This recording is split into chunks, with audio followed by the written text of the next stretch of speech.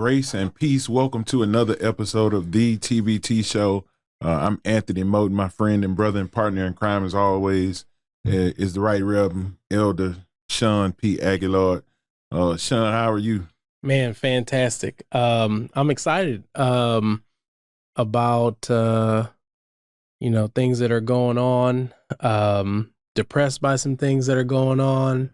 It's just kind of, I don't know, man. It's a roller coaster. Yeah, well, it's a roller coaster. I feel a certain way, but it ain't depressed. It's just mad as all get out. Right, right. I mean, it's up and down, up and down. Okay, yeah. I'll tell you what. Well, let's start here because as a country, we are in a bad fix, a horrible fix. Yeah, and I think there are a couple races from yesterday that kind of showed how bad we are.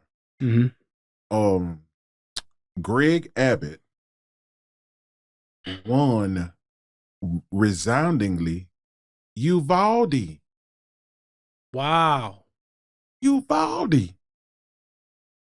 And I just figured, and I was just looking, and I just figured if Beto had a chance, like, places like that, like he was gonna run away with it.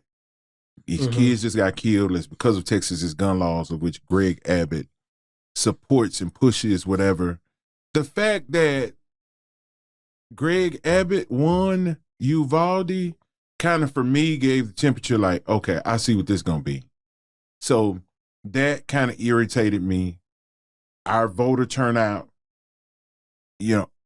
irritated me as far as black and brown communities. Yeah, because he won by a 9% margin, which is not quite landslide.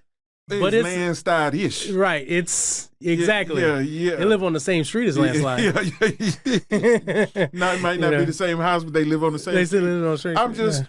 And then, like, Georgia. So, Stacey Abrams, Luke, and I don't understand which I told you. You called it, but again, like, we don't understand tricks. We don't like. Well, there's more. There's more to it with the Stacey Abrams. It's not. It's a trick. Okay. I agree. Okay, here's what it is. There's some tricking going on. Here's what it is. Yep. Okay, so the runoff between Herschel Walker and Raphael Warnock. Yes, I just believe Dr. Raphael Warnock, one of our coaches' best, running against one of our coaches' worst. He's Bubba Gump. Let's just, say what it is. This man said in a live interview with microphones on, science said that humans came from apes. And how come there ain't no? How come we still got? This man had a shootout with the police. This man put a gun to his ex-wife's head. How? How is he even? Who voted for this clown? But it shows the divide in our country. Mm-hmm. Stuff doesn't have to make sense. No, that's for sure. It doesn't have to make sense. But I think that there was a lot of disappointment to go around. I don't think that this election season went the way that either side was hoping. They're basically at a draw. When you look at Senate seats, they're basically at a draw. The Republicans they have an 83% chance of taking the House, but they won't get the Senate. Does that make sense? Mm-hmm. So the red wave was really more like a pink puddle. They didn't, they picked up some governors. Right. They picked up some positions, but they're far and away from installing, the empire that was going to ensure Donald Trump's presidential victory in 2024, regardless of how people vote. That is not happening. That was the design. The design was, let's elect the election deniers so that when 24 comes around, it doesn't matter. In the words of Ted DiBiase, the $1 Million Man, whether it's by hook or crook, I'll get my hand raised. And that was the outset, is that, hey, we're going to do that. Didn't go down the way they thought it would. Didn't go down, and the Democrats didn't.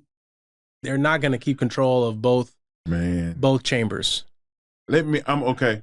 I'm because you're more well versed. I'm gonna let you drive it, and I could be wrong. Just a personal feeling. Mm-hmm. Personal feeling. Like that Green Party, the Libertarian Party, whatever. Say, man, unless your candidate is known by more than just your family, y'all wasting votes, bro. Sit down. Yeah. Well, and that's why that's the reason we're having a runoff is between the people that didn't vote and the people that voted. The split vote with the Libertarian candidate. Right. It was Libertarian.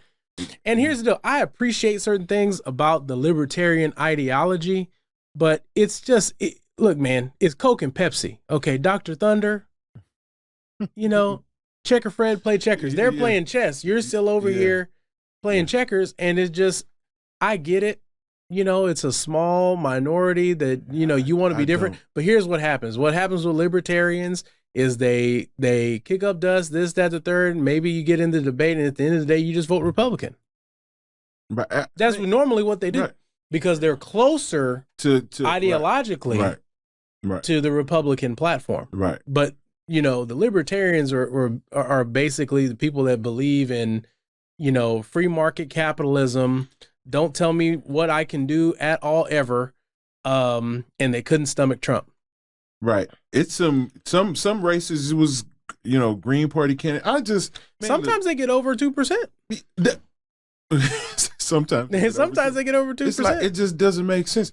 And I think one had two. Love of God, I wish the Democratic Party would spend money in areas that need money. You know why Kemp won? Because the Democratic Party they campaigned, and he said, I watched his, or at least a portion of his victory speech. He said specifically that they went to areas that were not traditionally Republican strongholds. They went to places that normally vote Democratic. And bottom line, they just got beat. They got beat by the ground game. And this is the deal. And I hope Stacey Abrams will finally learn her lesson. You cannot take the black vote for granted. And in her case specifically, the black male vote. You are not entitled to it. You have to earn it. One, she didn't earn it. I agree. And it could have been small things to just do it. But then, black male voters in Georgia got bamboozled.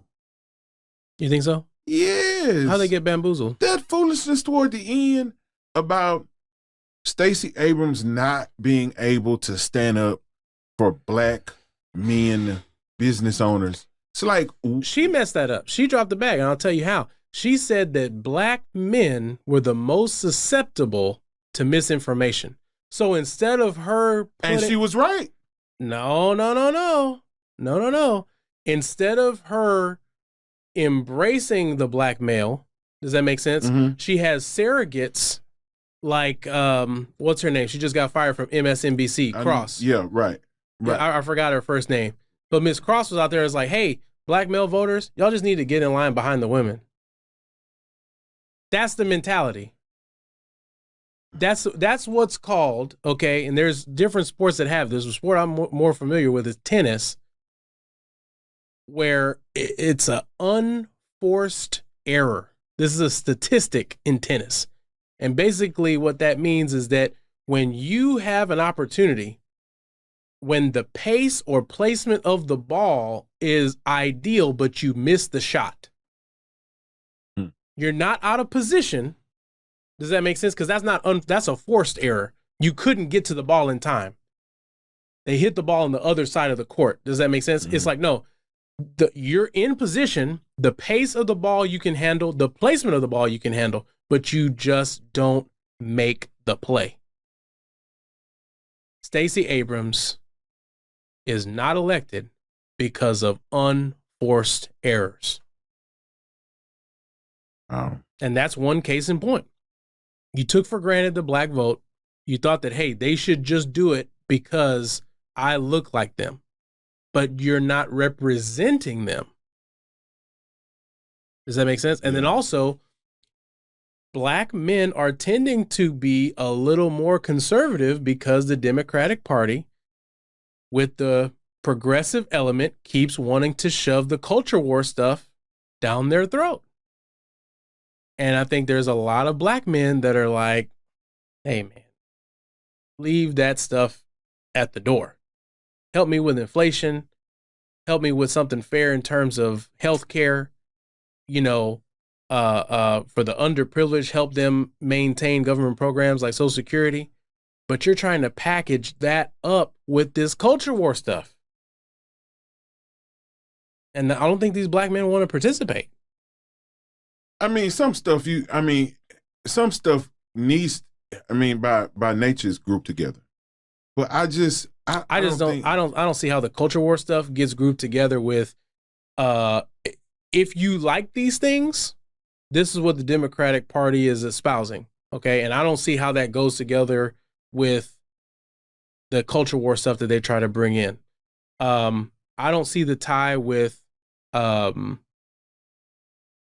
Security, Medicare for all, universal basic income, free college education. These are the liberal, right? This is what liberal people and progressive people, they like this stuff. If you said, hey, we're gonna take care of you in your old age, and we're gonna make sure that you have government programs to help you and your family, and we're gonna make sure that you have educational opportunities, and we're gonna make sure that you can age with dignity and you have good health care. We're gonna cap the cost of insulin at $35, and all this. You see, these are what you normally hear Democratic talking points, which I think a lot of people can get on board with. But then you couple that with, okay, but you also, to get this, you have to be okay with drag queen story hour. You have to be okay with mutilation of minors, mutilating their bodies. You see what I'm saying? With double mastectomies, and you see what I'm saying? Rendering them infertile for the rest of their lives, and they can't go buy a pack of cigarettes, but you're going to allow them to make a decision regardless of parental consent, and you're going to pressure them with advocates and advisors in a hospital so the hospital can charge the insurance or charge them cash and make some money because they're having a slow quarter? I'm out. And I get it, but I just think, especially when you're on the campaign trail, you look at a bias of any kind. Mm-hmm. And just package it all together, which maybe not, maybe it's not a great deal. It's not. I'm looking at it. If I'm in Georgia, I'm not voting for Stacey Abrams. Okay, sorry. So common sense would just say, let me put a surrogate out just for Black male voters. She didn't have one. Here's the problem. Stacey Abrams is not a good politician. She's a good organizer and strategist. She is the person that needs to be the power behind the throne. She needs to be the one that's some kind of, Georgia DNC chair. I wouldn't say she's not a good politician because we haven't seen it. She's lost twice. Maybe she's not a good campaign. She's not a good politician. There's two forms. Just because Donald Trump won, you saying he's a good politician? What I'm saying is that he runs a great campaign. Right, correct. And he's not good at governing. But what I'm saying is that if you're not a good campaigner, you'll never have the opportunity to prove that you're good at governing. Does that make sense? Yeah. So the problem is that you're not good at the most basic thing that gets you entrance into the door. You can't even get into the House. I think she would have been good for the state of Georgia, but and maybe it was her specific campaign, or it just looks like, hey man, the Democratic Party and how they divvy up funds, because there were some. I'm watching races last night. Well, they didn't put money into Texas until after Beto, started and that was showing some traction. That was a winnable race. Now Beto, that's a politician. He's somebody that is going to run the race, but he's just got some real heavy odds. He's just in a bad state. It's just he's just in a bad state. You got 254 counties, and you got Houston, Dallas, San Antonio, Austin that are gonna go blue. You just got a lot, man. There's just a lot of red. Dude, I'll say this, to overcome. I'll say this, and if I'm wrong, God forgive me. There's a lot of personalities that should have been, pushing for the best for their people, and they weren't. And in the ninth hour, they caused a lot of confusion. Well, here's the problem: is that the Democrats need to take a look at their platform in terms of their principles, and they're turning a lot of people off, because you can have a good personality, but if you're forcing them to push forward a narrative of certain principles that people don't agree with, you're never going to capture that independent, gettable voter. There are certain voters that Beto, no matter how many speeches he gives, no matter how many town halls he holds, no matter, how personable he might be, and no matter how relatable he might be, there's just 40% of the population that will never vote Democrat. Does that make sense? The gettable votes are the people that are already registered, established of your party, and there's 20% in the middle. Does that make sense? Mm-hmm. There's about 5% on each side that could go the other way. They're a registered Democrat, but under certain circumstances, they could vote Republican or the other way around. And then there's a 10% in the middle that's a true independent. They're not a registered Republican. They're not a registered Democrat. They change with the times, and they vote mainly on personality, less on principle. They're a more moderate voter. So it depends on what's going on at the time. I just think it was a lot that Beto could have won, but Texas, we let Beto down in a lot of ways. Yeah, the voter turnout should have been a lot higher, especially in Black and brown communities. And then when you get Black pastors who have influence, who are taking pictures with Abbott, and that T.D. Jakes took a picture and allowed Greg Abbott to speak at Potter's house. Well, think about it. If you're T.D. Jakes, T.D. Jakes, who do you want to be governor? So, man, if I were to sit down at his desk and look at his portfolio, and I had to make decisions, I want a Republican governor because it's economically good for T.D. Jakes. Economically good for T.D. Jakes. To have a Republican governor. How many members does T.D. Jakes have that have his portfolio? They may not have his, but they have a portfolio that's going to benefit from Republican tax structures. A very small percentage. Mm-hmm. Most of Potter's house, most of any church. Sure, most of any church, yeah. Most of Potter's house is. But here's the deal: is that they're catching the bus to get to church. This is what I so the same trap, because I'm an equal opportunity, commentator. Okay, the same trap that's in the Democratic Party, where you have that dichotomy, the same thing's on the other side in the Republican Party, because what they'll do is that we're going to set these type of policies in place that are good for us economically, that we can pass on wealth from one generation to another without having, because they want to kill the estate tax, and they put their money in legal structures to protect it from taxation. Does that make sense? Mm-hmm. And so they want Republican policies that's going to allow them to write off as much as possible, get these tax breaks, all that stuff, because they're business owners. Does that make sense? Mm-hmm. But if you're not, they come around on the other side and say, well, even though you may be poor, you got to vote, the moral majority. You see what I'm saying? So if you don't have the money, then they get you with, well, you're a Christian, aren't you? You believe in the Bible, don't you? Does that make sense? So you have the Republicans that go for your head and the Democrats go for your heart. Does that make sense? Mm-hmm. And that's why I don't identify with either one, because either one, you have to make what I consider an unbiblical compromise, because neither party aligns with the Bible 100%. The whole platform doesn't happen. And I looked at the libertarian. I was like, oh, this is pretty good. Oh, I can't do that. You see what I'm saying? And that's just my personal conviction. Mm-hmm. So I actually don't mind whenever we have an even distribution of, okay, the Senate and the House. I want them to be to where they have to compromise. Right. I don't want an all Republican government. I don't want an all Democrat government.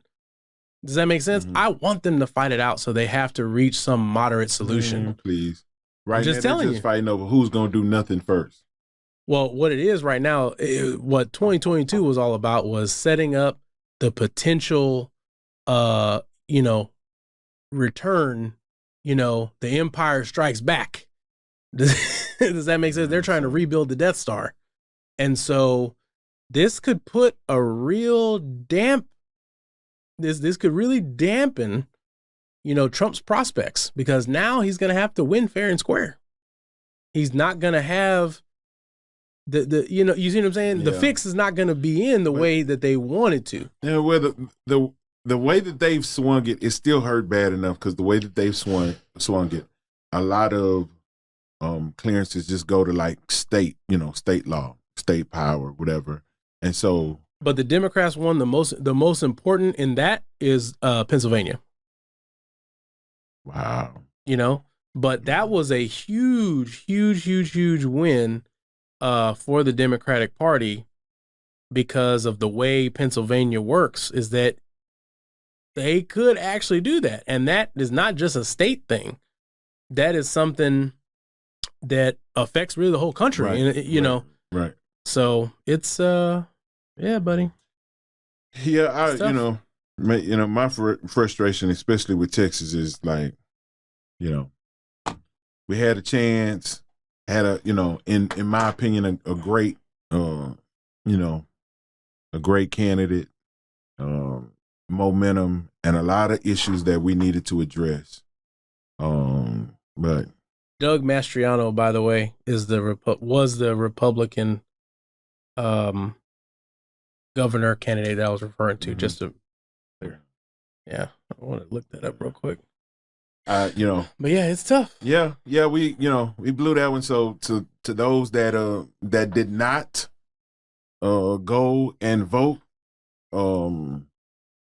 forever hold your peace. Hey, no one wants to hear it.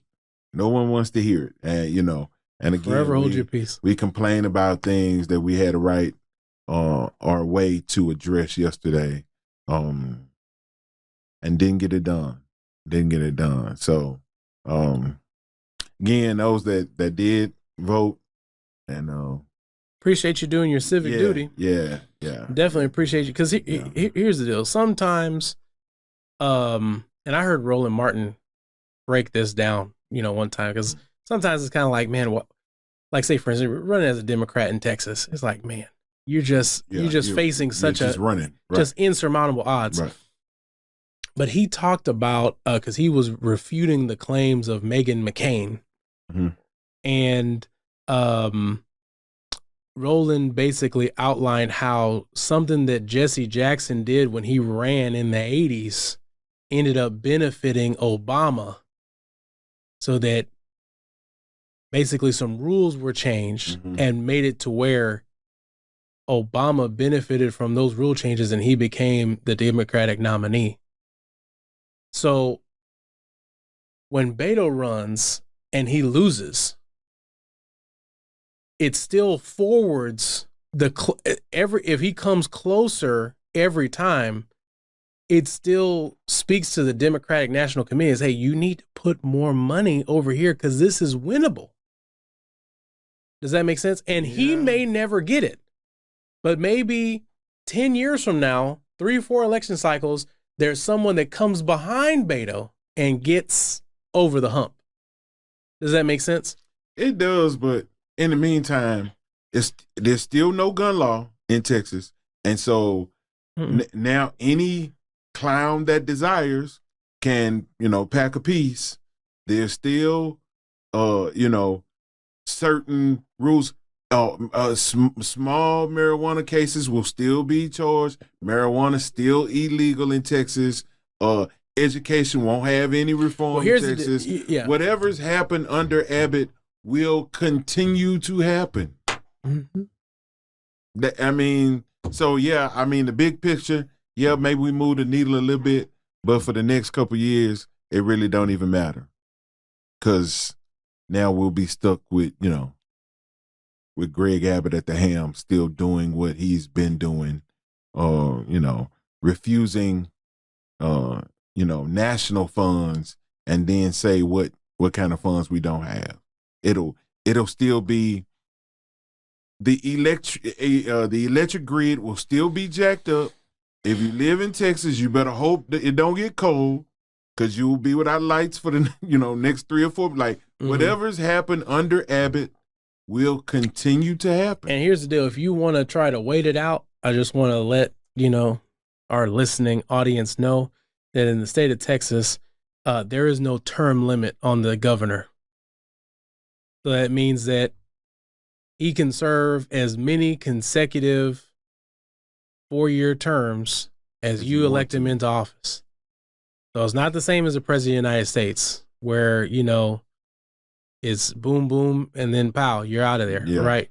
As long as you keep voting him in, he's going to keep showing up at the so in his head, the governor's mansion. Let the good times roll. Yeah. No pun intended. Bon temps roulette. Yeah. Wow, that's tough. Yeah. No pun. No pun intended, but let the good times roll. Right. I don't get it, man. I don't get it. And I get it. It's Texas. What do you expect? And here the funny part is that before Bush, Democratic controlled all the time. Like if you go and Wikipedia, the list of Texas state governors. Because before Bush, for a long time, it says Democrat, Ann Richards. Ann Richards, Mark White at some point. Dorothy Ann Willis Richards was the last Democratic governor in the state of Texas, serving from 91 to 95. But there was a Republican right before her, William P. Clements. But after that, Mark White, Dolph Briscoe, Preston Smith, John Connolly, Price Daniel, Alan Shivers, Buford Jester, Coke Stevenson, Wilbert Leo Daniel, James Allred, Miriam Ferguson. I'm back in the 30s now. Ross S. Sterling, Daniel J. Moody, Pat Morris Neff, William Pettis Hobby, James Edward Ferguson, Oscar Branch Colquitt, Thomas Mitchell Campbell. We're in the 1800s. Democratic. Yeah, and I don't know what's the plan for Beto at this point. I would love to see him, serve in some capacity. But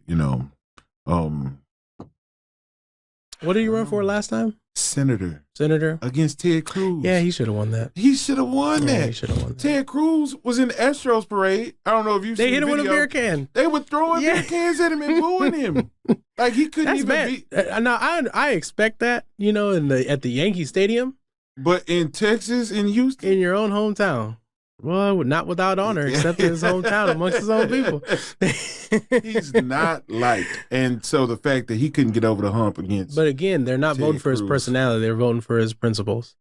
He's going to go to Washington, D.C. He's going to go to Capitol Hill and vote for the principles that they want. They probably don't even like him. He's another idiot. They probably don't even like him. Yeah, they're like, my gosh, this guy. But we got him. So, he's in there already.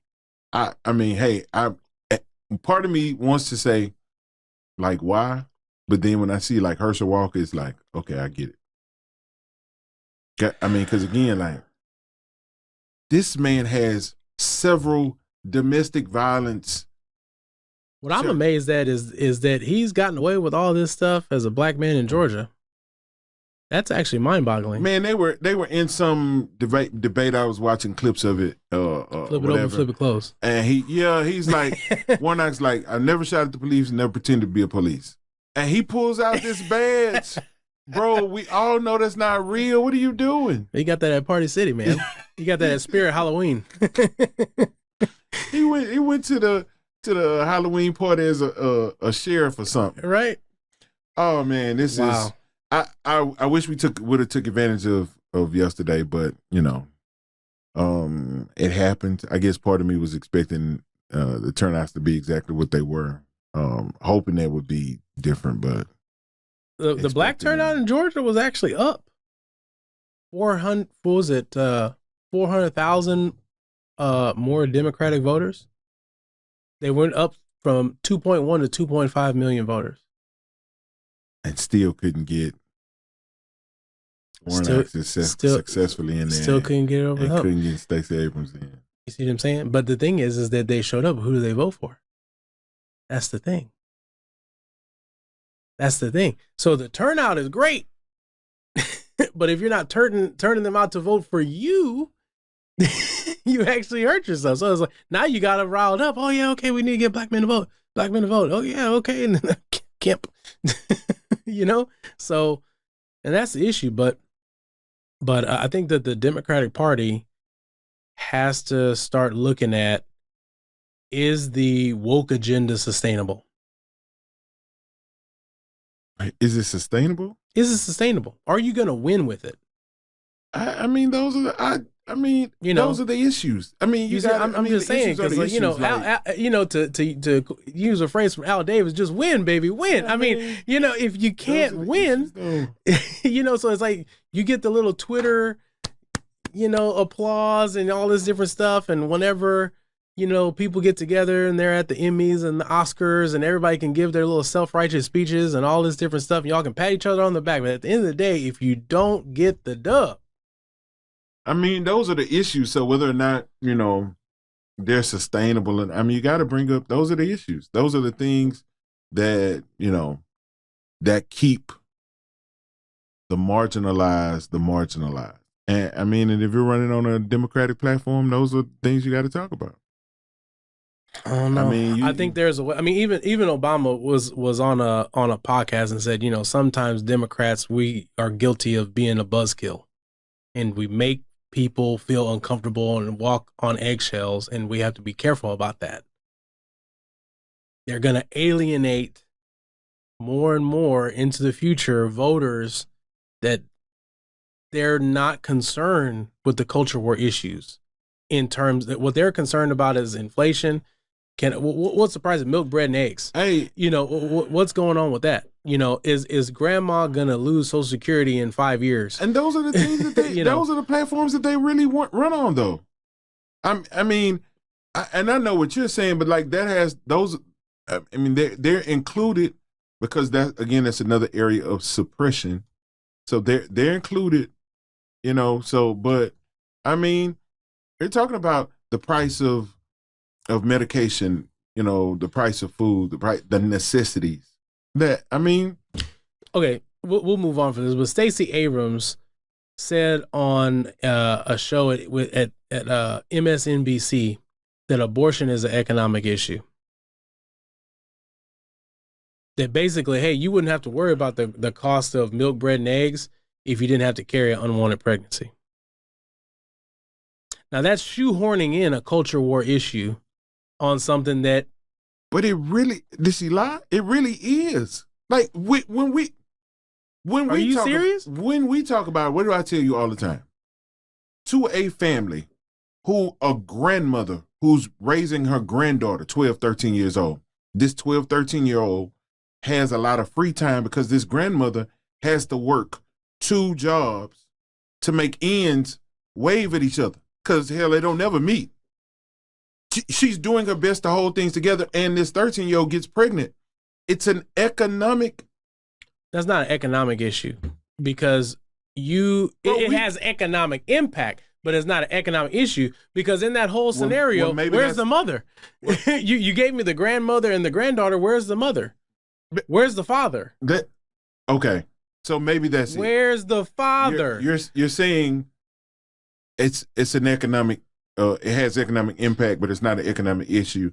And a lot of black and brown houses make decisions that you would want to be moral decisions. They make them because of economic impact. Because most of the times, so because of economic impact, people go out and do wrong, or people just make bad decisions, and they bad decisions show up economically, socially. Okay, let's just say the mothers. Okay. The normal for the normal for black families, maybe the father's in jail because he was trying to do something to hold the family together economically, and got caught up. And it's not always possible. Where's mom? Here's what. Since we skipped over a whole generation, maybe the same. We don't even know how the granddaughter got here, because in your analogy, we have one generation, and somehow a granddaughter just popped up out of nowhere. Hey, you see what I'm saying? And while I know that's not everybody's reality, I get that, but it is someone's.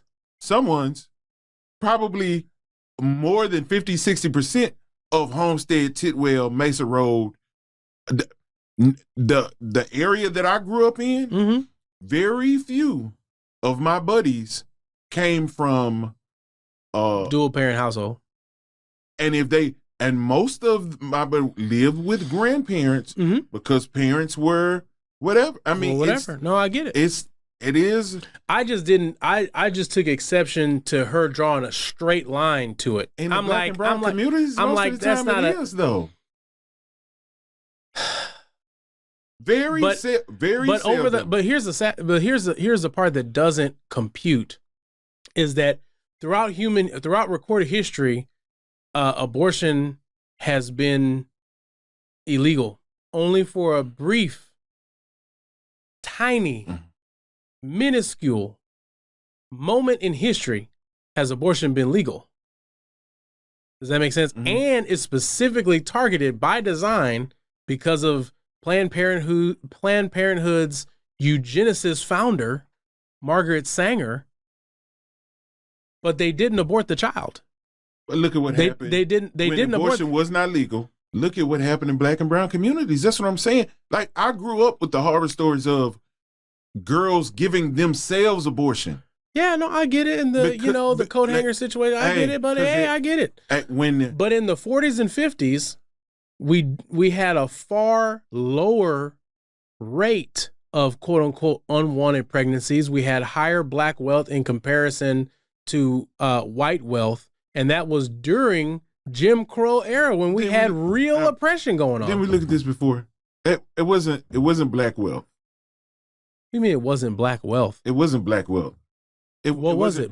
Green wealth? Blue wealth? No, I'm just saying. What I'm saying is that we had in relationship because everybody was tight. Nobody was making a whole bunch. We went through this. What are you talking about? So in the 50s, you had a boom economically post World War II. You did, and black folk were doing okay because of places like Cameron Iron, Umco Steel, where a black man with just a high school diploma could go and make $70,000-$80,000 a year working with their hands. Umco Steel no longer exists. Cameron Iron no longer exists. Halliburton, those guys that was in, no longer exist. So now, those that have are having more. Back in the 50s, 60s, a guy who was over 5 or 6 grocery stores with Kroger's was making what, $100,000? Now he's making $500,000. And the guys like, my dad, that were making decent amounts of money working with their hands, that no longer exist. So the gap is widened. It's not like.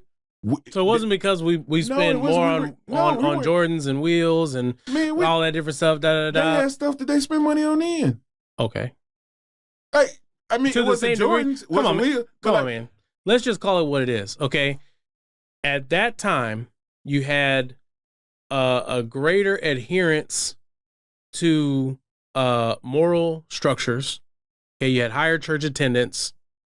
Okay, you had a higher rate of marriage, a lower rate of divorce.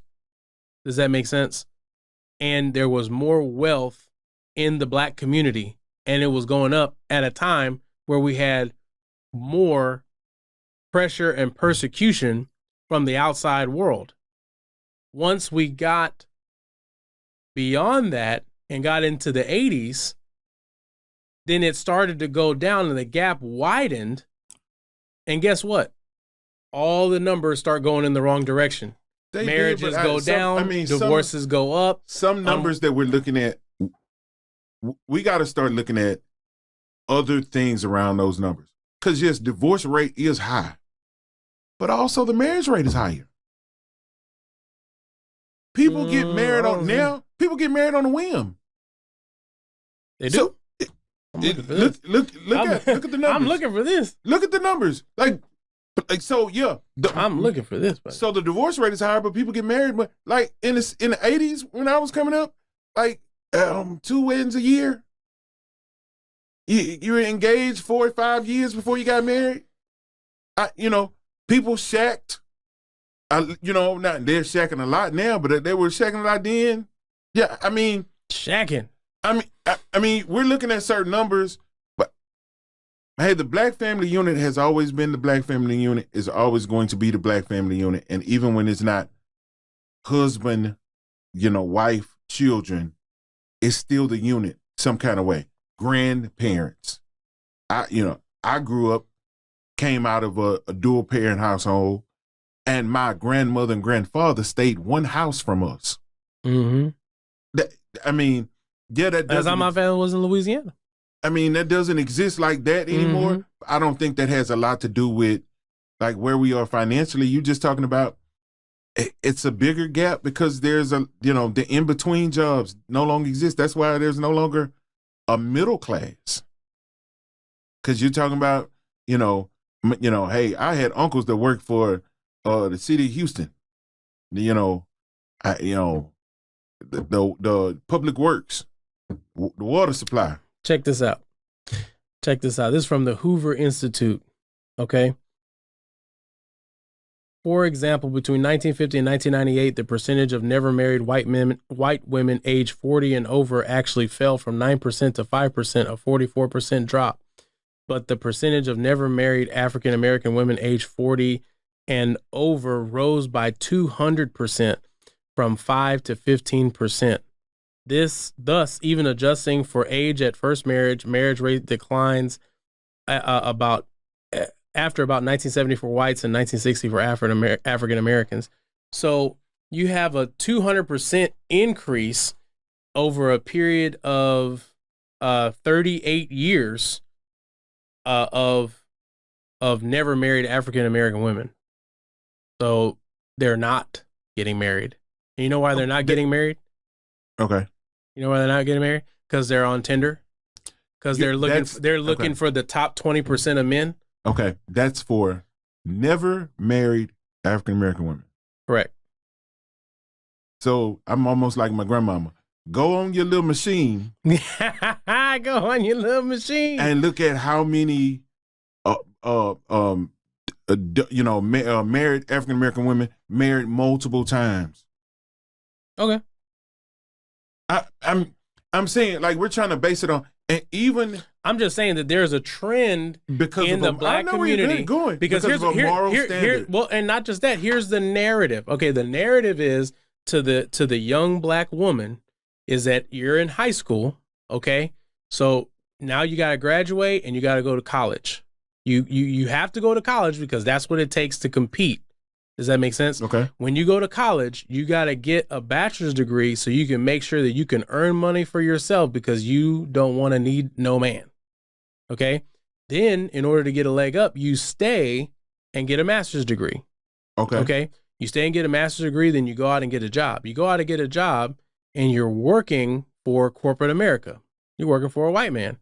You see what I'm saying? You're working for a white woman, or whoever you're working for, right. But who owns all the major companies? We know what it is, right? It is what it is.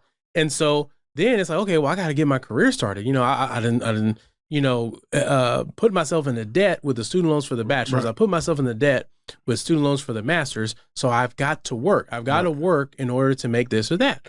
Okay. So now you're 25 years old with a master's degree, and then you got to get, in your rhythm. So next thing you know, 5 years, you're 30 years old with 5 years experience. And now you see the next promotion in sight. Right. Okay. So you keep working a little more. Next thing you know, you're 35 years old. Okay. You're not married. You have no children. And then now you want to go ahead and look around and, I'm now making $75,000 a year, Right. $80,000 a year because of, my education and my experience. Does that make sense? Right. And so now you look down on any man that is not making more money than you. So now as a 35-year-old woman, okay, that is now wanting to get a 6-figure guy, and you're upset with why they're not looking at you because they're looking at the 25-year-old. Or Does that make because you're sense? stuck in your own, like, Yeah, and that's the interpersonal issues. But what I'm saying is that what's being sold to the young women now is that you can be a boss. You see what I'm saying? And the idea is, I'm going to do hot girl summer. I'm going to do this, that. I'm going to be a boss chick, blah, blah, blah, all that different stuff. And what happens is that you have women that are just starting to look around in the dating market at a time that that if they got pregnant, they'd be in a geriatric pregnancy. And they're just beginning to look around for a mate. it's the seesaw. But I don't think that swings it out of, it's the seesaw. Because you're saying, you're giving the worst picture of this kind. And who knows, she probably came up from the worst picture of the other kind. So you're talking about a mother who didn't have a college degree. I get it. And was holding jobs together and trying to, so of course she's going to encourage her child, don't be me. Correct. Be the opposite. And who benefits out this whole situation? Who's the main beneficiary of this situation playing itself out? It's not the woman. It's corporate America. Because guess what has happened? You have generated a productive taxpayer that will end up not producing after her own kind. Does that make sense? So or I know maybe you're not just saying, I know you're not saying that the ideal picture is a stay-at-home housewife mother. I mean, that's not a bad option. That's not a bad. I'm not saying that's the only option. No, my situation, I'm married, and my situation is not that. Right. But do you see what I'm saying? I would say this. But it takes, in this society, it takes 2 incomes to make it. And that's fine. But what I'm saying is this is the point. It's not that you got the degrees. It's not that you got the job. The problem in the scenario is where your focus is. Are you focused on what you were designed to do biologically? Solely? Not solely, primarily. Does that make sense? Because here's the deal. If you're always focused on the career, but you ultimately want to be married, if you don't want to be married, then this conversation doesn't apply to you. Mm-hmm. Mm-hmm. But if you want to be married and you want to fulfill the purpose of how you were designed by God, the time that you are best able to do that is going to be in your mid to late 20s, early 30s. But what happens is that they put the carrot in front of you and you give your best years to corporate America. But then you want to find somebody at the end, but they're looking for the same you, but 10 years before you started looking. Then we got house coats and big glasses of wine. I don't know if I can go all the way. You don't have to.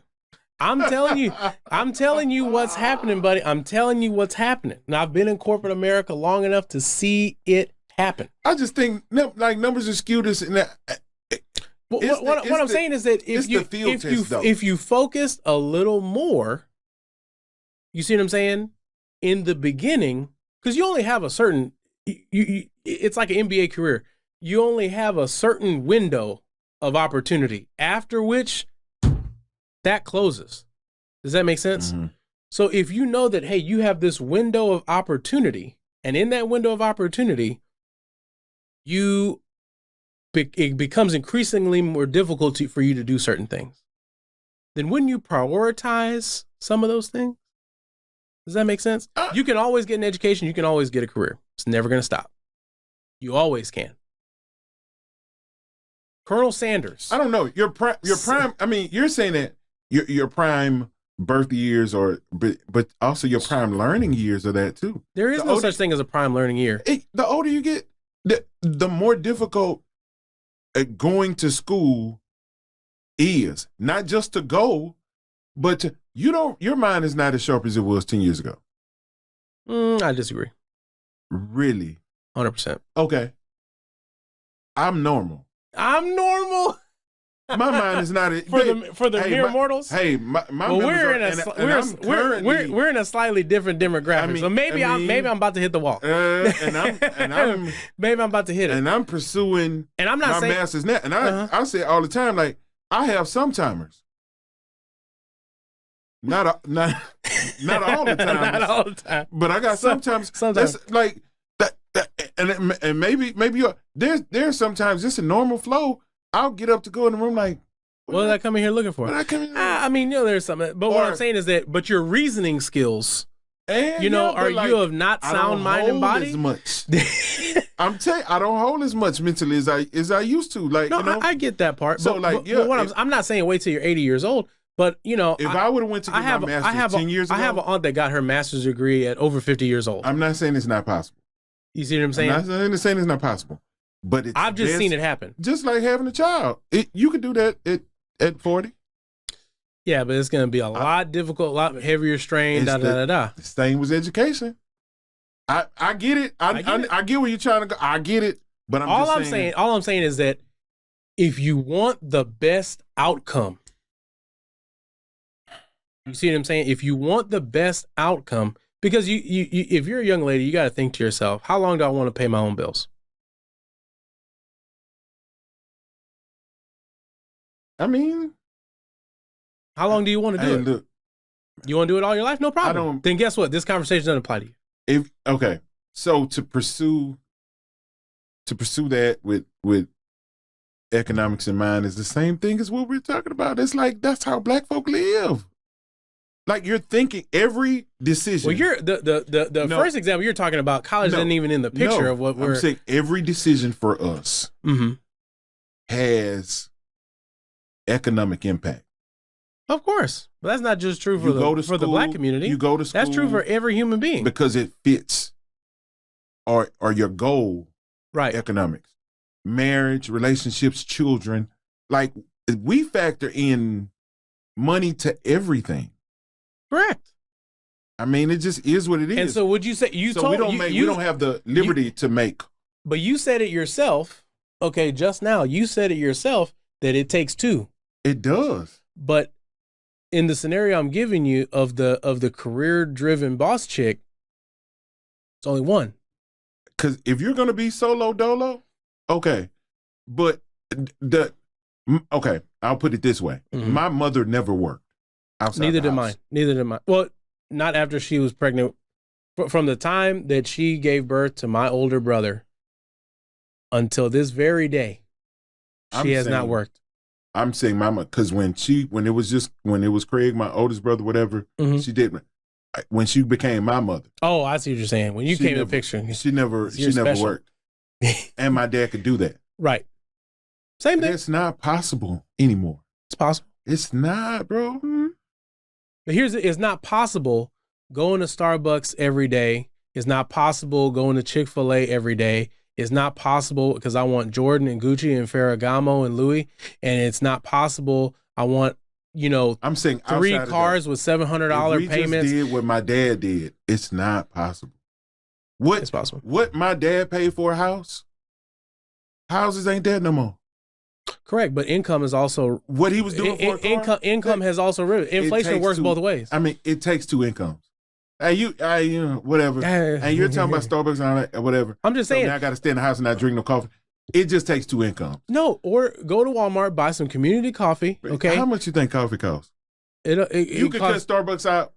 It still takes 2 incomes. But what I'm saying is that this stuff adds up over time, hundreds of dollars. If I would challenge somebody like, oh man, Shawn, you're being real hard and I budget frugally and all the different stuff. I challenge you, take one credit card and put everything that's drive-through, that's anything that you don't cook at the house.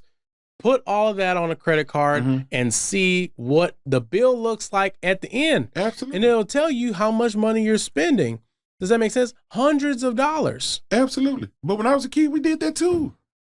Even though it was just my dad, we did. Of course, we didn't go Taste of Texas, but Grandy's and that. No, I get it. So yeah, some small luxury. But what I'm saying is but you can't have it both ways. You can't say, okay, I don't make enough money, but you, A, don't show up to work. B, you're not doing anything to improve yourself. C, you're not budgeting, and you're just you're going based off feeling as instead of the fact of what comes in and what goes out. I know some families, 2 incomes, that would be considered middle class that's not doing Gucci and not doing Ferragamo. Well, they got to service the student loan payments, and it's still they got to service the student loan payments. Man, hey, it's you see what I'm saying, man. So I'm just telling you. But these type of things, all this stuff, comes together. Again, we blew it yesterday. We missed an opportunity, and we blew it. I think as a state we could be better in different hands. Even with everything else, and if you don't agree with the culture, stuff that they try to make, Kemp's still not a good look for Georgia, in my opinion. I get it. I would rather have Stacey Abrams and all of that other stuff than Kemp without all that other stuff. And it just, Well, the voters of Georgia disagree. Yeah. Well, they disagreed yesterday. Let me put it like this. Enough of them disagree. They disagreed yesterday. Correct. No, you're absolutely correct. But going forward, they gonna agree. they will agree, just like the voters in Texas. They disagreed yesterday, but going forward, they gonna agree. Well, they're gonna agree. Here's something else that I'm mad about. Mm-hmm. Man, just y'all got Moten riled up. Man. Yeah, Moten riled up, and I'm not helping either. And I'm telling you, and I'm trying to keep it just that mad and not up to pissed. Yeah, but remember, be angry and sin not. Okay, so the issue with Kyrie. Mm-hmm. Yeah. Kyrie's not, I'm not a fan like that. I'm talking about of his belief system and who he's trying to be, whatever. I'm not a fan like that. But what the NBA is doing to him to punishment is ridiculous. Yes. Ridiculous. I will agree with you there. And then punishment for what? Kyrie, an unforced error. I don't think it was an error. I think that's pushing it. No, I don't think what he did. It's not what he did. It's how he responded to their reaction. Because he didn't do anything. Well, that's part of the problem. So you can't. Why are you okay? So let's go over what happened first, and then so Kyrie tweeted out a link to a movie that's available on Amazon Prime. Some documentary. Documentary, Hebrews to Negroes. Right. Whatever the case may be. All right. All he did was tweet the link. That's it. Tweet the link. Full stop. No context, no commentary. Just text that out. Bada boom. So we have a problem. How was that an unforced error? Like I said, what he did, I'll repeat myself. What he did was not the unforced error. I think that was ill-advised to put out content like that without context and commentary. I don't think it was wise. But where he got himself into trouble is how he responded to their reaction. Does that make sense? He did not want to apologize because what's in this documentary, apparently some people have deemed that there is anti-Semitic ideas that are communicated in this said documentary. Okay. So people that are in the Jewish community are upset. Now, take into account, they just got done dealing with Kanye. Okay, they just barely untied Kanye from the whipping post. Okay. And here comes Kyrie right Boom. on the heels. So they're already sensitive. They're already on, That's a good word. Say what? That's a good word to describe it. What'd I say? I forgot Sensitive. already. Sensitive. Yeah, they're already sensitive. They're already a little raw. I get it. And I think that's why the backlash has been the way it is. Does that make sense? Is because they're raw. He didn't do nothing. Here's it's not what you did, it's what you didn't do. That's the problem in this scenario. I'm not agreeing with I'm trying to explain. Okay. I'm not excusing. Okay. I'm explaining. So what didn't he do? What he didn't do, number one, on the front end, he did not give any context or commentary around his view.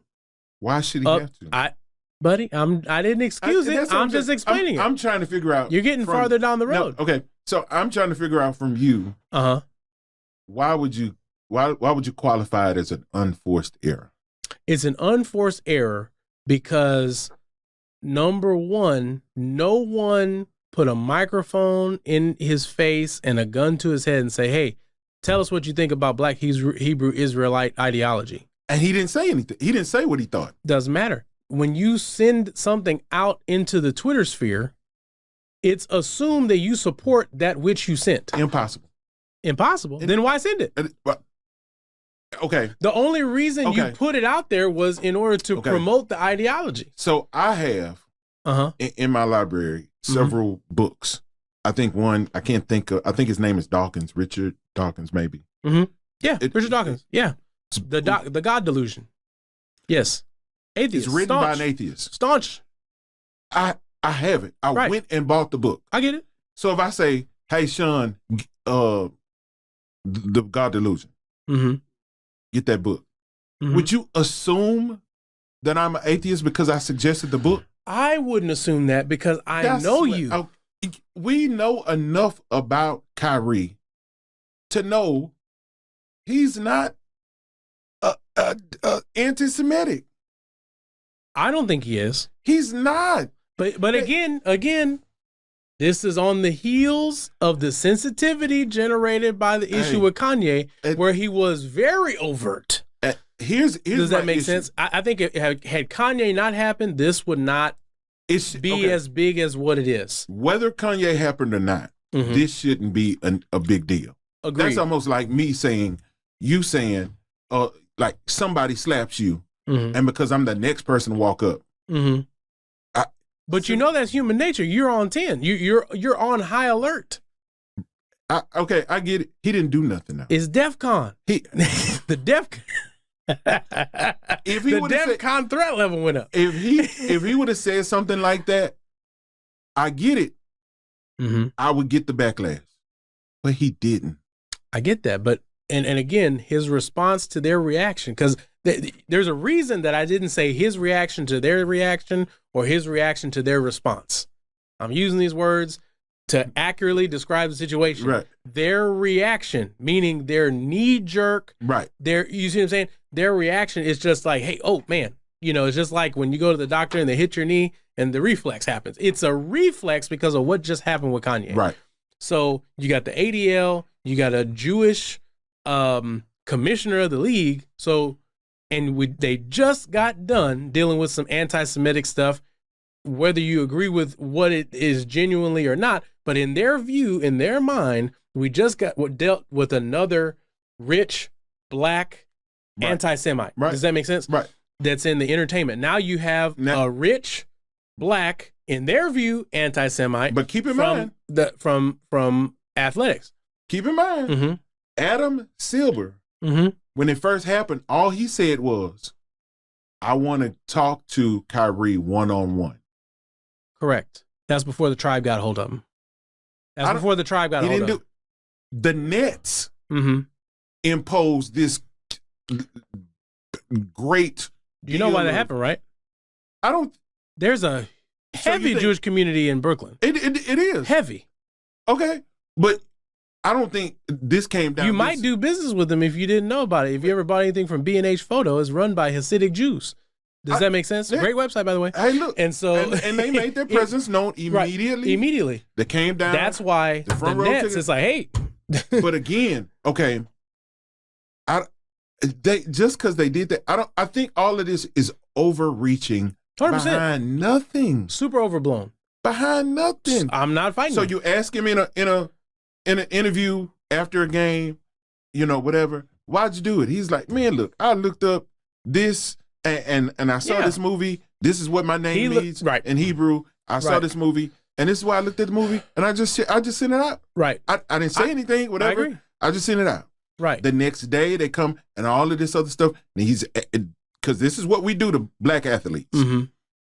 We make them answer the same questions over and over and over. Over and over again. It was ridiculous. I watched the interview. Bro, he just said it's like everybody's trying to get the gotcha moment. Does that make sense? Everybody's trying to be the one to get the confession. So are you anti-Semitic? Right. Yeah. I just told him. Right. Exactly. No, I get it. I can't be anti-Semitic. But that's I know who I am. But that's what these reporters do. They're trying to get the story. They're trying to get the scoop.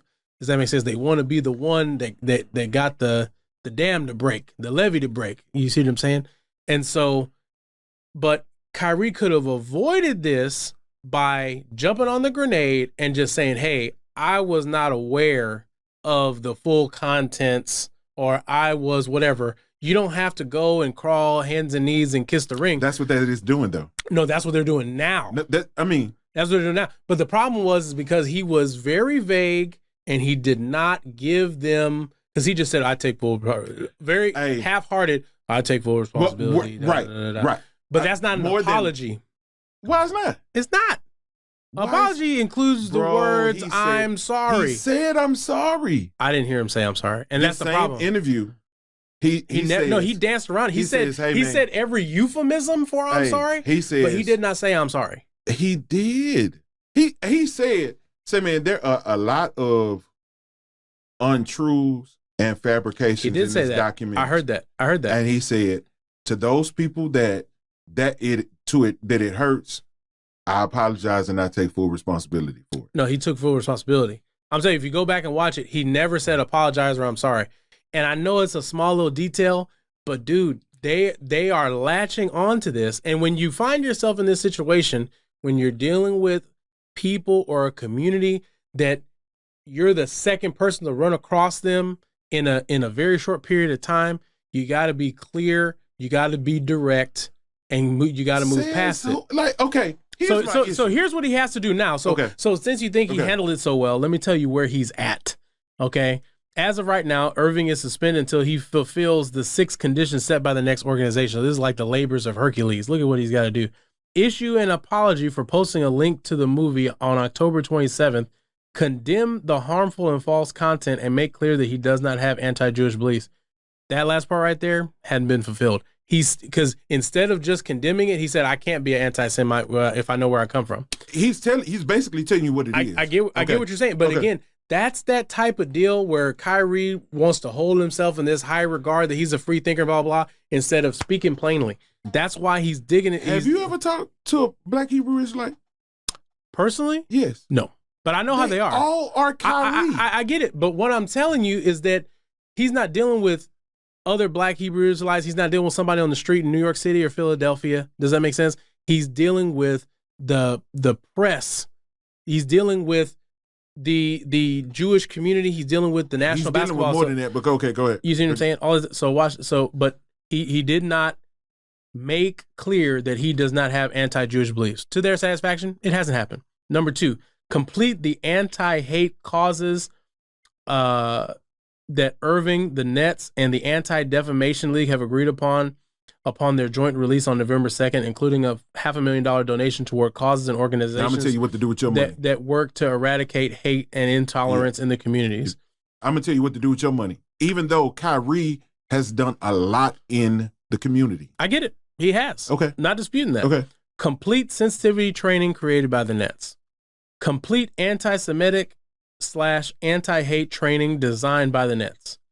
Meet with representative from the Anti-Defamation League, which they represent, defend, protect the Jewish community, as well as Jewish community leaders in Brooklyn. Okay. Number 6, after completing 1 through 5, meet with owner Joe Tsai and lead franchise officials and demonstrate the lessons learned and the gravity of the harm caused in the situation is understood, and provide assurances that this type of behavior will not be repeated. I mean, they basically take him before the parole board. He's gone. He'll be playing for somebody else next year. He's gone. It's over with. Oh yeah. Well, here's the deal. So there's an article on Yahoo.com that NBA GMs reportedly say Kyrie Irving's career may be over. No. Now I don't agree with that at all. It's not. It's not over. But they're saying that. But he's not going to get the same contract he got, and so he's going to lose. He's going to lose money. Here's my issue with. But somebody's going to pick the dude up. Yeah, absolutely, flat out. And here's my issue with the league. Mm-hmm. Riley Cooper, a wide receiver for the Philadelphia Eagles, said the phrase, said the word nigger out of his mouth. We're not assuming he didn't give any, he didn't have to give any commentary. We're not assuming what he said. He said the word out of his mouth. Mm-hmm. There was no disciplinary action. He wasn't suspended. His whatever shoe company he had didn't suspend him. They completely put it under the rug. Well, you haven't mentioned the most important part in that equation, Brother Moten. Because he white? Because he has the complexion for the protection. Man, here's my frustration with it, and I have a bunch of frustrations, and I'll give them, and I'll let you get whatever, and we can go. What's the only difference? You have stuff like that, athlete. Nobody says anything. He's not suspended, no disciplinary, and nobody says anything. Kyrie shares a link to a documentary that you can watch or don't watch. Come up with your own commentary. He doesn't tell you. He agrees with it, doesn't give any kind of commentary. You have Shaquille O'Neal and Charles Barkley call him an idiot. Charles Barkley and Shaquille O'Neal, if you look up idiot in a dictionary, you'll see their pictures. Wow. Shaquille O'Neal's theater allowed this movie to be aired years before. Right. The same movie that he tweeted. So I agree. If he's an I'm idiot, not disagreeing with you. If he's an idiot, guess what Shaq is? Yeah. A bigger idiot. But go ahead, finish. He was not enriched by this movie. Mm-hmm. He didn't even give any commentary about the documentary. He just shared it. I get that. But here's some of the problems. Number one, there is a difference in platform. Riley Cooper did this at a Kenny Chesney concert, upset that he didn't get backstage access. I'm not saying this is right, but you got to I think it's important. You do have to take into account. Take what into account? Because that's actually making it better. Because you realize what you say when you're aggravated. Well, it's what you really feel. Is what you really feel. Again, I'm not excusing it. I'm just explaining it. Okay. I'm just explaining it. Okay.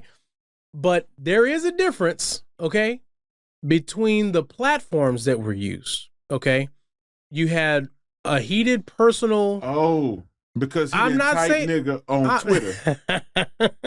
Well, what I'm saying is that basically he said that he would fight every N-word at this concert. That was the slur. That is what he said.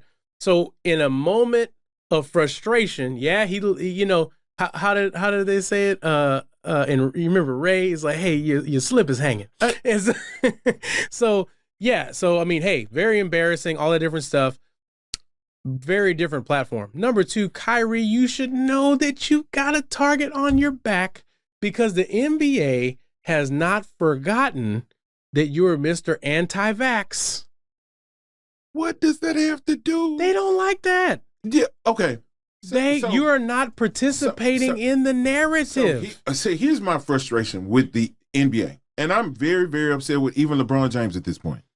Because I'm sure you saw the cartoon. Actually, I sent it to you. And of which I'm gonna put it on my Facebook page today. Matter of fact, so here's my frustration. Yeah, and I'm not asking you to run to the aid of Kyrie, but if you don't really understand what's being done, just don't say anything.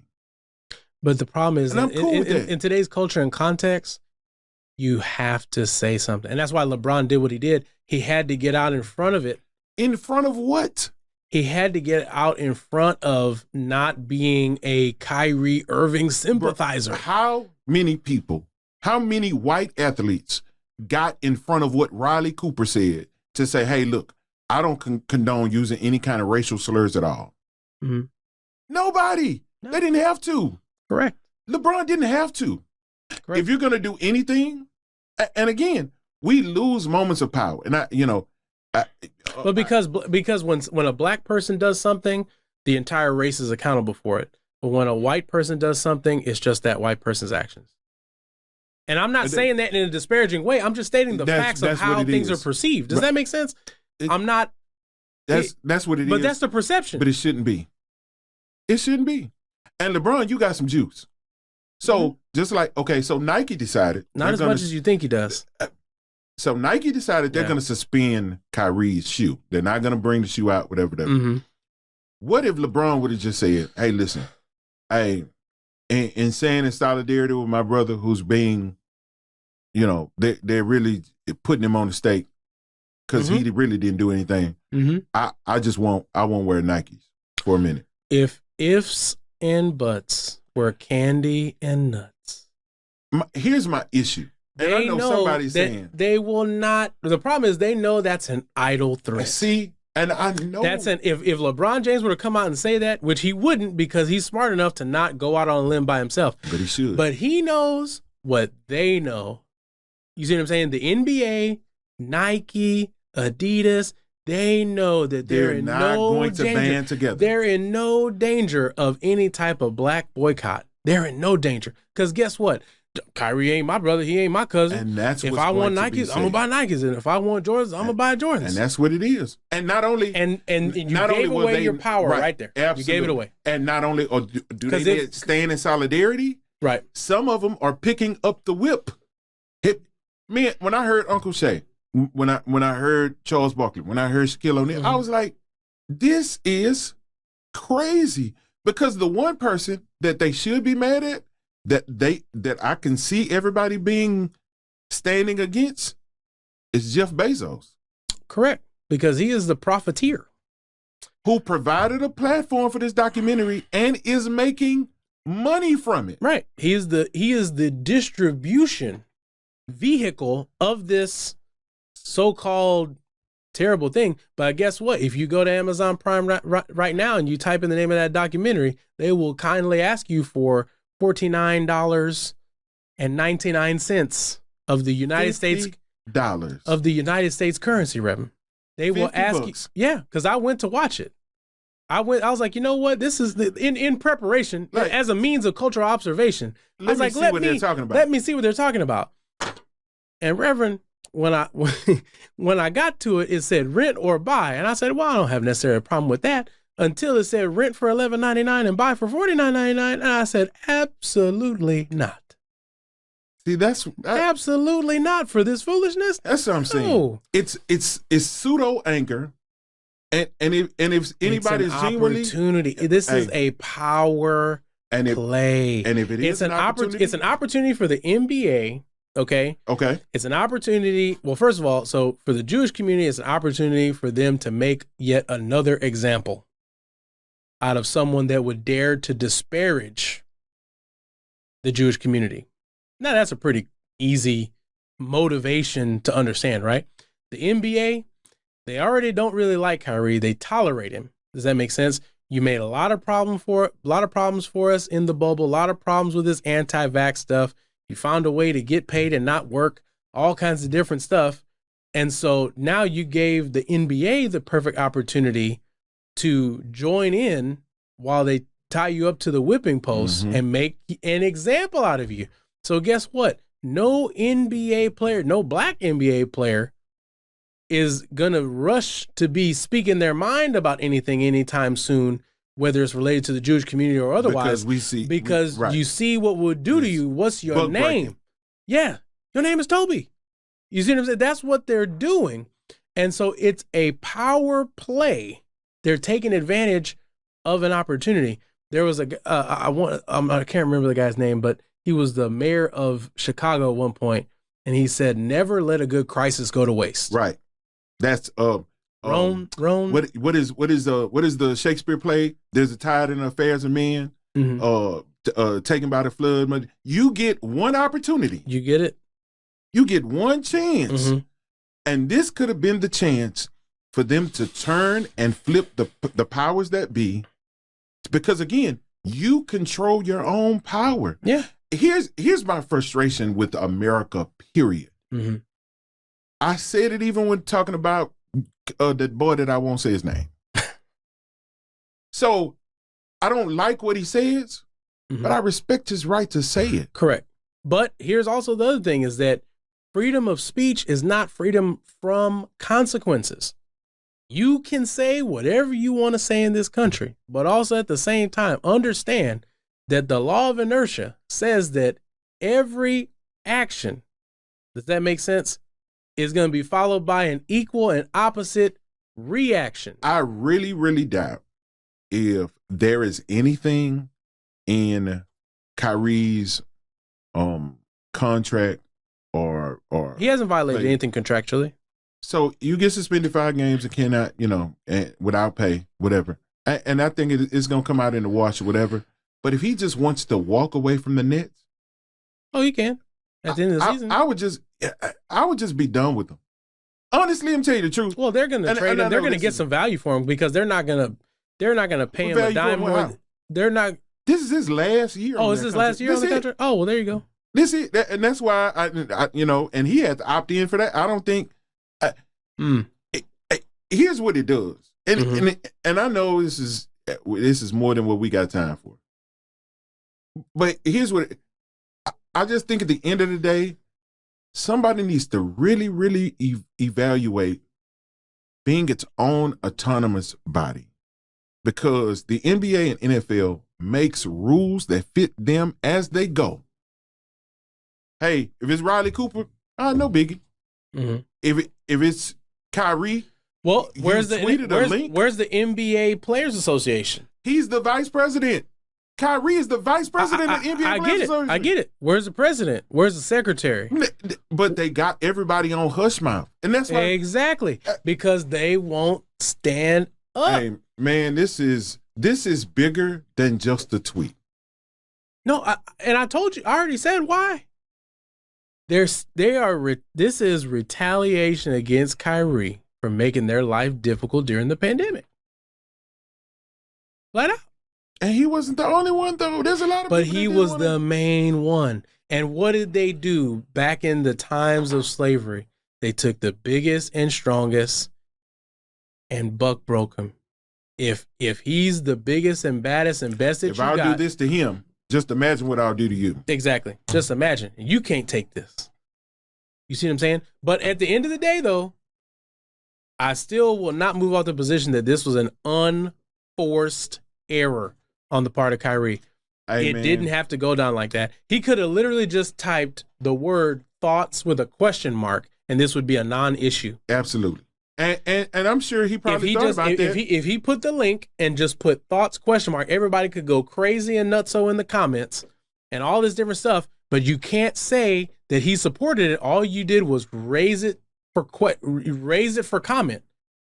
Super important. That's how you get around scandal and libel, is that you put a question mark. But again, now that you look at National Enquirer, right. Trump has alien baby question mark, and so they can't, because that question mark is there, Trump can't sue them for libel. Right. Does that make sense? Right. But again, it forces us to play by rules that nobody else has to play by. Well, and that's the frustration. You have to understand your position in the game, because even though these guys are multi-millionaires, they still aren't off the economic plantation, because LeBron, Kyrie, Kanye, None of these guys own the means of production that generates their income. They're attached to a system that's owned by other people that are not like them. So when you're a member of the means of production instead of the owner of the means of production, watch your mouth. Because then somebody can economically enslave you and you're not financially free to be able to run your mouth the way you want to say it. But see, that's why LeBron, you may not like it. You may wish he took a different stance, but he's protecting what he has. He's securing the bag. Does that make sense? Because he knows that just like Kanye lost like 2/3 of his net worth in one day, it could happen to even LeBron James. It can happen to anybody. And maybe Does that's that make why sense? I don't see it like that, or maybe that's why. Because again, and I can't remember. But that's a problem. That's an overarching problem in the Black community is that we don't own enough. We don't own the means. Yeah. Even so, Kanye was a billionaire, but what did he own? Nothing, obviously. The sad part is that the amount of money would tell you that he's wealthy. But he was actually really just very rich because what he had was a big brand deal. He had a licensing agreement. But as soon as somebody no longer wants to license your stuff, you're done. The faucet shuts off. But if you own the business, if he owned his own shoe company that actually designed and distributed the shoes, he's writing the checks instead of, you see what I'm saying? Right. The market is, the market is dictating whether or not people, is this product desirable, this or that, what price can it command, blah, blah, blah.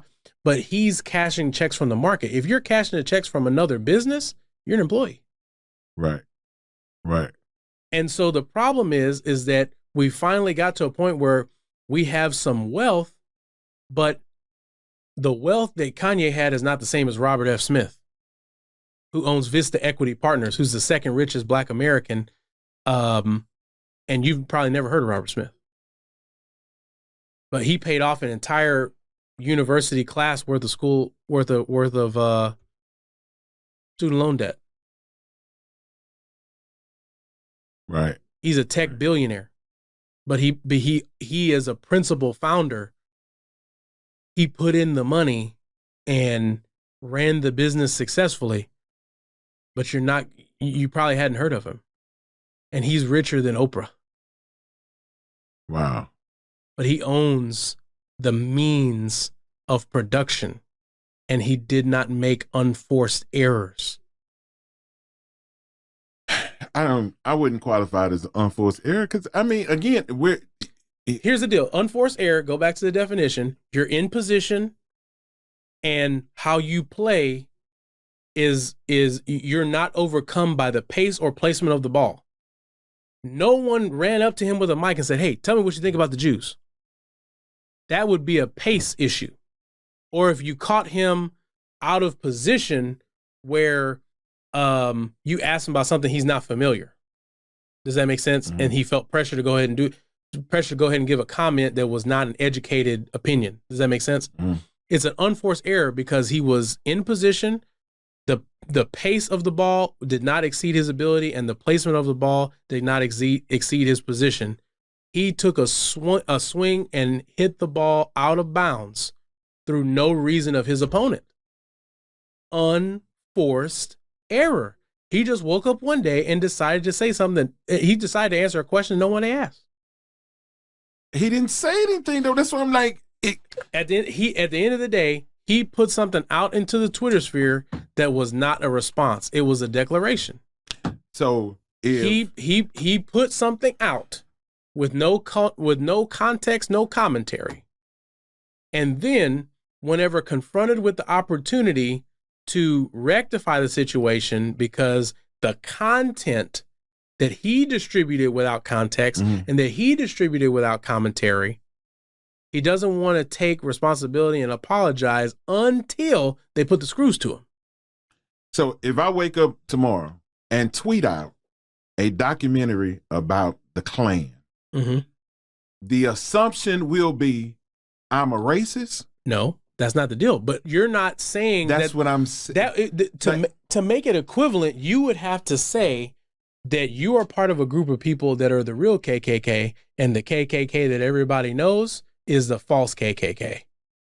And you'd have to have hundreds of thousands of followers to equate it to what Kyrie did.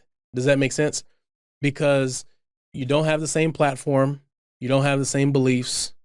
Does that make sense? Right. So it's not, but what that documentary is saying is that black people here in the United States are the real Jews. Does that make sense? And that the Jews that live in Israel are not actual, genuine Jews.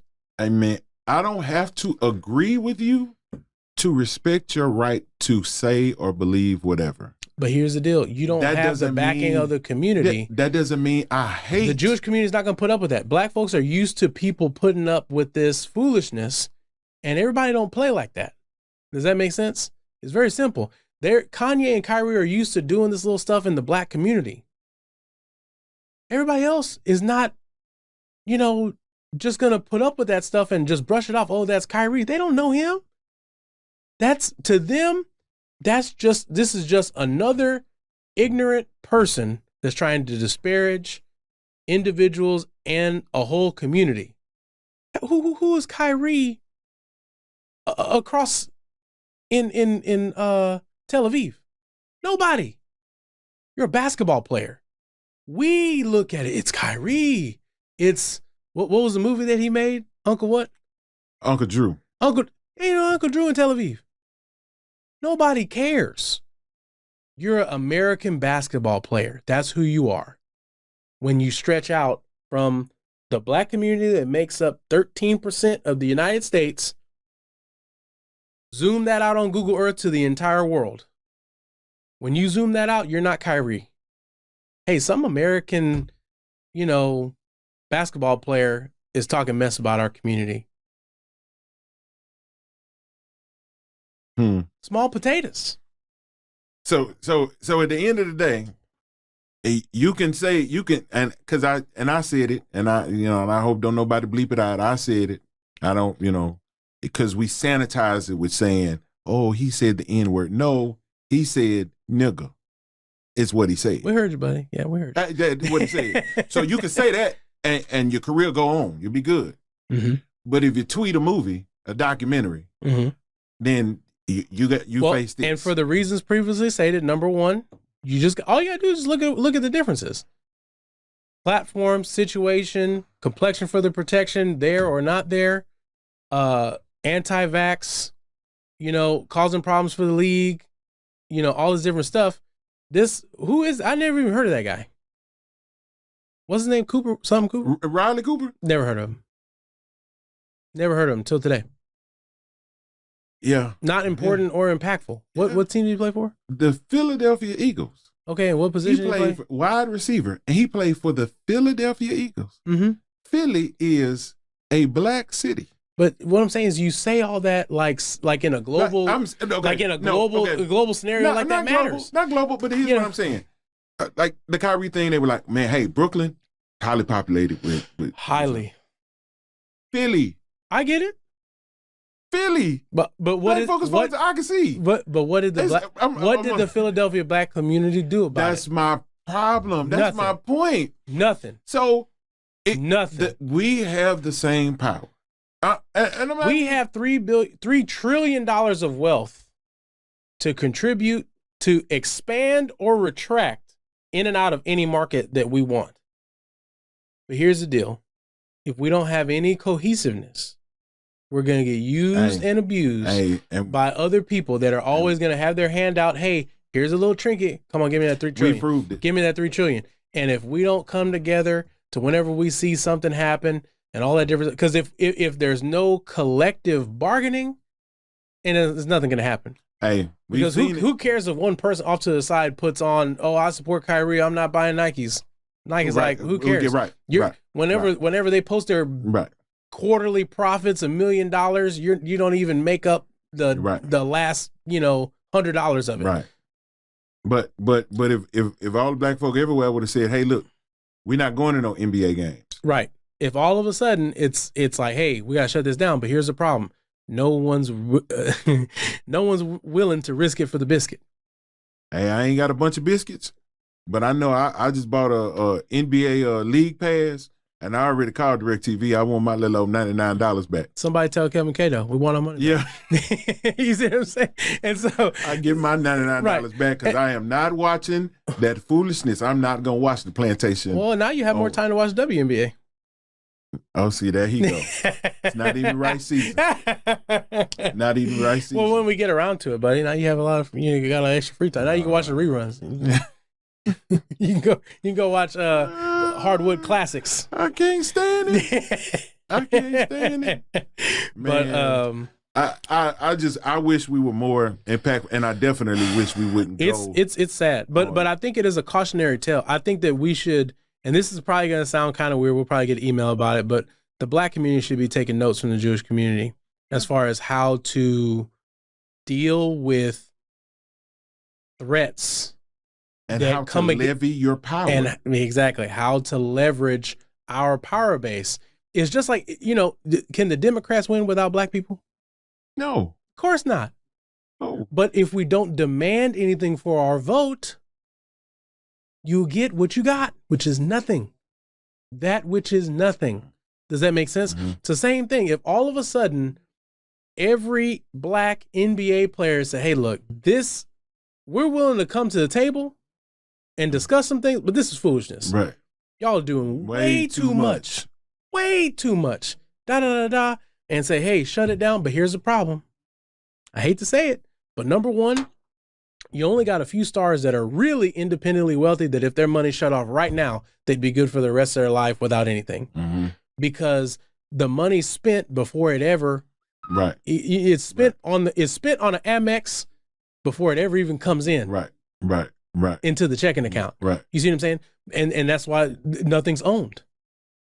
But I would think LeBron would be one of those. Now LeBron, he'd say, "Hey, look, I ain't sued up. But here's Kyrie can't play. I ain't sued up." Right, but here's the deal. It means nothing without anybody behind him, without anybody next to him. And then, because imagine being LeBron James, I'm going to do this, and you go take a stand, and nobody follows you. Right. So now I done stuck my neck out for what? I mean, you can't. I mean, so you got to start with somebody. Because, I mean, I get it. I get it, but their organization has proven to be the most unorganized organization ever. Right. You go get you go. Well, they got Kyrie. Ime, right? You go Ime get Kyrie so you can live. But see, Kyrie says silly stuff that don't even matter. He said they don't need a coach; they can coach themselves. Now, what kind of sense does that make? That's Kyrie. I get it, but that's exactly what I'm saying, though. You say that, we say that. It's just Kyrie. We dismiss it, but other people are not playing. Seriously? Who but takes it seriously? People don't know. Especially when we're talking about basketball. Who takes him seriously? It's like whatever. Okay. Inside the black community or inside the basketball watching community, yeah. But you got to deal when you put something out on Twitter, you put something out on a global platform, people that don't know you. Say, man, if he'd have gave some commentary, I'd be the first one to be like, nail him to the stake. He didn't say nothing. He just shared it. Sometimes it's not what you do, is how you do it. And sometimes it's not what you do, is what you failed to do. And this is a situation. He failed to give context. He failed to give commentary.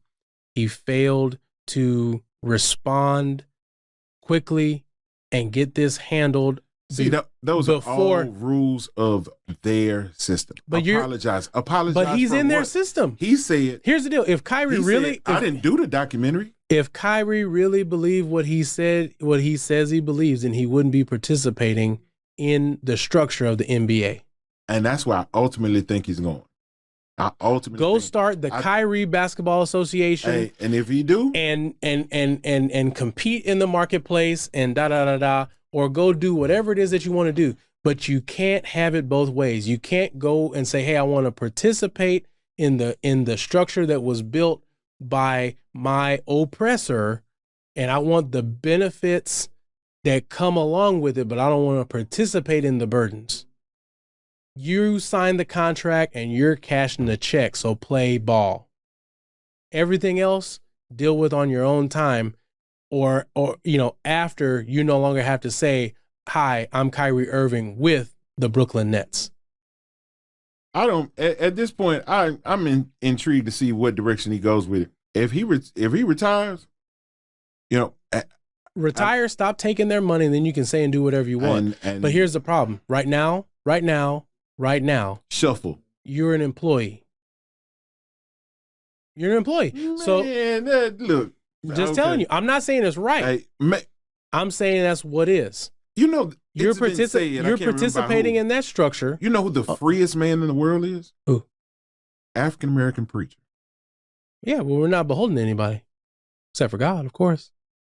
But that's the thing. But we speak truth to power. But the difference is that I don't have a paycheck that's tied to, like in the church, you see that's tied to that. Right. So I don't have to worry about if I'm preaching the truth of the gospel and somebody doesn't agree with it. Hey, buddy, you take it up with God. But when I go to work, when I go to do my tent making, I am beholden to that structure, and I've agreed to participate in it. Does that make sense? But Kyrie wants to have it both ways. I want $30 million from you, oppressor. I want $30 million, but I also want to be able to say whatever and do whatever and da da da. It's like, no, buddy, not as long as you have. Hey, I'm paying. Not as long as you're wearing my jersey. I'm paying you 30, and I'm making 60, and that's what it is. And I think the minute they start seeing the NBA is not making you money. He's the means of production. You're making the NBA money. Correct. So, but you're doing it on their platform. Hey, because he can't go out on a basketball court. He can't go out in the park and get $30 million away from the NBA. You see what I'm saying? Nobody's gonna pay to come see. Who's gonna pay Kyrie Irving $30 million to go play at the park around the corner? Nobody. Hey, have you ever been to a game at Rucker Park? Hey, here's what I'm just saying. How much are they getting paid? $30 million. No, if they create, I'm not saying it's not. I'm not saying it's not exciting. I'm saying if they created their own platform, they would trump the NBA, right? But here's the problem. Here's the problem. That all sounds great, but then now you have to own the means of production. Now you have to invest. Now you have to develop teams and branding and marketing and payroll and venues. You have to do all those things. You have to invest all those things. And sometimes the investment, sometimes you don't get a return. Sometimes you're in brackets, which means you're in a loss. You see what I'm saying? I'm not talking about March Madness brackets. I'm talking about the negative symbol. Yeah, you're in brackets. So are you willing to start KBA? And welcome to the blessings and burdens of ministry. Hey. In the business world, are you ready to write a check? I just want to see when it goes right and it don't go right. I want to see some waves in the water. I get it. But hey, we talked about, Big Three. They're trying to, Ice Cube and his partner, they're trying to own the means of production. They're trying to build something, and it's difficult. The NBA is 76 years old. Yeah, 76 years old. So they've already figured out people, processes, and product. Somebody else is going to have to go. Any business is a mix of those three things: people, process, and product. So KBA, go ahead and start it. Hey. Get yourself 4 teams. Da. But now you have to take responsibility. You have to invest the money. You have to do that. And welcome to the blessings and the burdens. And so sometimes it goes well and you make money, and sometimes it doesn't go well and you lose money. Are you willing to take the hits? Are you willing to go ahead and do that? Or do you want to just cash the $30 million check while you wear their jersey? And be quiet and do what Master tell you to do. You signed up for it. I didn't say it was. I'm not excusing. I'm only explaining. Man, listen. Look. We appreciate y'all for hanging out with us. we have a long way to go as a culture and as a country, and we got some issues we got to address, and it starts with just the level of sensitivity, I think, for each other without being hypersensitive. Yeah. Without absolutely. without being hypersensitive. Shawn, you got anything coming up? I don't think so. For going into November. Yeah, I know by the time this airs, it'll be after the fact, but we're gonna huddle up Sunday and celebrate 1 year.